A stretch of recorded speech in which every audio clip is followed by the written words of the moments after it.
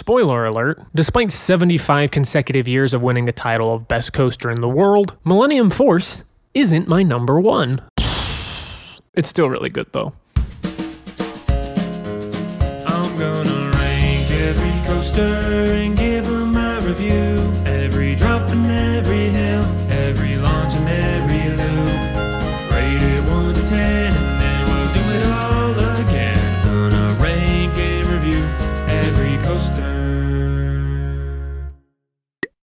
What's going on, everybody? My name is Mario. This is a channel all about amusement park type stuff, but mostly coasters. And today, in my never-ending journey to rank and review every single coaster I have ever been on, we're going to be talking about Millennium Force at Cedar Point. But before we do that, I just wanted to say thank you to my subscribers. You guys are awesome. And if you're not subscribed, you better subscribe or I will Millennium Force you to. But without any further ado, let's review. Now, Millennium Force was of course manufactured by Intamin and was the world's first Giga coaster. A Giga coaster is a coaster over 300 feet that completes a full circuit, and Millennium Force was the first coaster to do so with an official top height of 310 feet. This blue behemoth has a top speed of 93 miles per hour, an impressive track length of 6,595 feet, a ride duration of 1 minute and 11 seconds from the end of the lift hill to the beginning of the final brakes, and even after 2 decades of operation, this is still one of the tallest, longest, and fastest coasters in the world, ranking in the top 10 for those 3 categories. And in my opinion, the most notable categories are definitely the speed and length. Millennium Force excels at maintaining its ridiculous high speed while providing a nice long ride. However, people unfortunately often focus on what this ride doesn't do well, but I can kind of understand why. Millennium Force does definitely lack in multiple notable departments. It doesn't offer any fast-paced transitions, as most of its elements are long and drawn out. It doesn't provide many G-forces in any direction, tamely keeping you in your seat for a majority of the ride, and overall the ride is not very intense, especially for how massive it is. But while it may not be the most intense or diverse coaster out there, it does what it does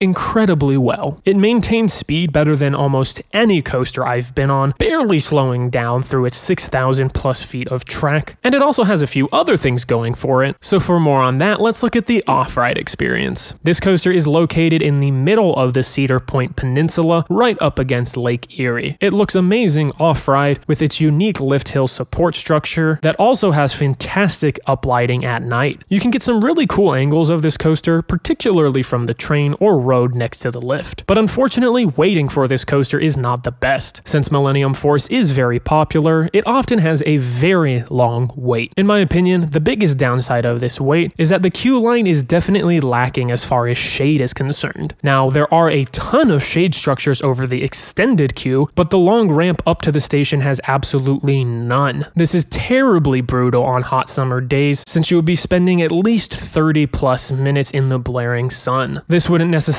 be as unbearable if you could drink water, but all loose articles need to be put into a locker before riding, which means you cannot even bring a reusable water bottle or a souvenir bottle into the line. But on the positive side of things, this line does move relatively quickly. Even though the ride's capacity isn't the best in the park, the crew usually gets trains sent out of the station pretty quickly. Once you're at the station, you'll have your choice of a whopping 18 rows. I personally like the front the best for the added sense of speed, but you will almost definitely have to wait an extra 10 to 20, maybe even more minutes for the front row. And I do think the front row is worth it at least once, but thanks to the ride's stadium seating, the second row is almost just as good with a fraction of the wait. Once seated, you'll put down your minimalistic lap bar, beginning your on-ride experience. These seats feel incredibly open, greatly adding to the coaster's excitement and sense of speed. Once you're dispatched, you'll head up the ride's cable lift, which takes you to the max height incredibly quickly. So while you're on your way up, make sure to take in that incredible view of Lake Erie, because it is gorgeous. But before you know it, you're cresting over that first drop, and this is a really nice first drop. It definitely doesn't provide that great of airtime, but you do get a lot of floater airtime, and it lasts really long because this is a 300-foot drop. The airtime is slightly better in the back, but everywhere else in between, the difference is negligible. It's not exerting that many forces on your body. Same thing for the pullout of the drop and heading into the ride's first overbanked turn. I never find this element to be particularly forceful. I guess it does provide a decent amount of positive G-forces, but I never noticed myself graying out or anything like that. It's just pretty fun to be hundreds of feet up in the air doing a massive overbanked turn at a very high speed. Coming out of that, you'll head into a low to the ground left-hand turn, and I definitely prefer this turn because since it is low to the ground, you are going significantly faster, and there's trees passing by you, and I do find this turn to be the slightest bit more forceful as well. As you traverse that turn, you'll hit your first of 2 tunnels throughout the ride, which is yet another element of the coaster that contributes to the ride's great sense of speed. Following that, you head up into the only element that really seems to slow the flow of this ride down at all, and that is the massive airtime hill. And the amount of airtime that you are going to get is greatly impacted by how fast this coaster is running, because sometimes you will get very strong floater airtime that is bordering on ejector airtime, and sometimes you might not get any airtime at all. And this might be an unpopular opinion, but I do think that the airtime is better in the front row because it is longer in duration. The front row feels like a strong burst that pops you out of your seat, but then you do stay out of your seat as you continue down the hill as well. In the back row, you only come out of your seat after you clear the apex of the hill, and I genuinely did not feel that the airtime was any stronger in the back row either. So I do also think that front row on this coaster is better for airtime. That hill lets out into a right-hand turn that starts low to the ground and then goes a little bit higher, again not providing much forces, but allowing you to appreciate your great sense of speed, just as that first low to the ground turn does. The overbanked left-hand turn that follows that is just more of the same, and then you take a slight right-hand turn into the ride's second airtime hill. On all of my rides, I found this airtime hill to consistently deliver stronger airtime, almost always providing strong floater airtime, and in some cases providing very good ejector airtime. As far as the differences between the front and the back row, they are very similar to the first airtime hill, just less exaggerated. That's followed by a left-hand turn that has the ride's second tunnel, and this feels almost identical to the first turn with the tunnel, just traveling at a slightly slower speed. You then fly by the station into the ride's third and final airtime hill, which is by far the strongest, delivering strong floater airtime to, in some cases, strong ejector airtime, with the airtime being considerably shorter in duration when compared to the first 2 hills. You have one last low to the ground turn that shoots you into a section of straight track, which I believe is there in case they needed to add trim brakes to the ride. I'm not entirely sure. Feel free to comment if you know more about it than I do, but I do think this ride would benefit greatly if this were another fast-paced bunny hill, since the coaster does only have 3 airtime hills. I think it would just be that cherry on top of an otherwise great ride experience. Anyways, you have one more overbank turn that genuinely feels like the rest, and while that is sort of a knock on the variety of forces and elements of this ride, the fact that this overbank turn feels similar to the rest is a testament to the ride's ability to maintain its speed. Because even though you are probably going considerably slower on this turn, you genuinely still feel like you're flying at the ride's top speed. And even though you already traversed over 6,000 feet of track, you hit the final brakes with a full head of steam. And I'm no engineer, I don't remember anything from physics in high school, but I'd be willing to bet that this ride could easily handle going over at least 2,000 more feet of track. That is genuinely how well this ride holds its speed. And in addition to Millennium Force doing that well, the whole ride experience is nice and smooth, and I think by the end of it you should have a smile on your face, especially if you go into it knowing about the coaster's weaknesses. So, what would I rate Millennium Force? It's definitely not a perfect ride, so it's not going to get a 10 out of 10, but the more I ride this coaster, the more I like it, and it does get pretty close to a perfect rating